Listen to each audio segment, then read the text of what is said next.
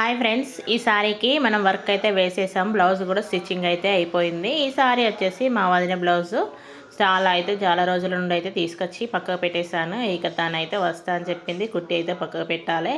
ఎన్ని రోజులు ఉన్నా కానీ మనం బ్లౌజ్ కుట్టలేదని అంటూ ఉంటారు కదా. ఎందుకంటే మన బ్లౌజులు మన ఇంట్లో వాళ్ళ బ్లౌజులు కుట్టడం అంటే కొంచెం బద్ధకం అనేది ఎక్కువగానే ఉంటుంది. కస్టమర్ బ్లౌజ్ అనేది ముందుగా ఇచ్చేస్తాం కదా. ఇప్పుడు వచ్చేసి ఈ బ్లౌజ్ అయితే ఇలా అయితే రెడీ చేశాను. ఫినిషింగ్ అనేది ఎలా ఉందో చెప్పండి కామెంట్ రూపంలో. మొత్తానికి బ్లౌజ్ అయితే ఇలా హ్యాంగింగ్స్ ప్రిపేర్ చేసి వర్క్ అయితే వేసి కుట్టేశాను. మా వదిన బ్లౌజ్ అనేది కొంచెం స్పెషల్గా ఉండాలని పఫ్ హ్యాండ్స్ కూడా పెట్టాను. మీరు కూడా ఇలానే అనుకుంటూ ఉంటారు కదా. ఎవరైనా కానీ మన ఇంట్లో వాళ్ళే కుట్టాలంటే మనం కుట్టాలనే బ్లౌజుల కన్నా వాళ్ళే కుట్టాలన్న ఆతృత ఎక్కువగా ఉంటుంది. కానీ టైం అనేది మనం కొంచెం నెగ్లెక్ట్గా చేస్తాము.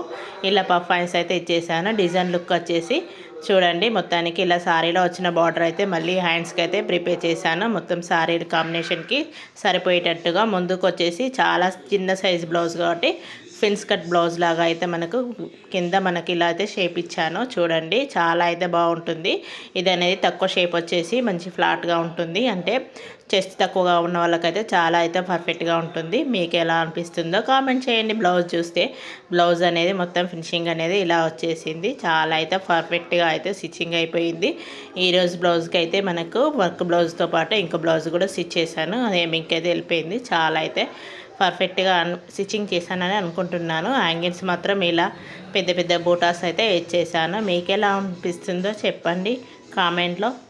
చూడండి, మొత్తాన్ని బ్లౌజ్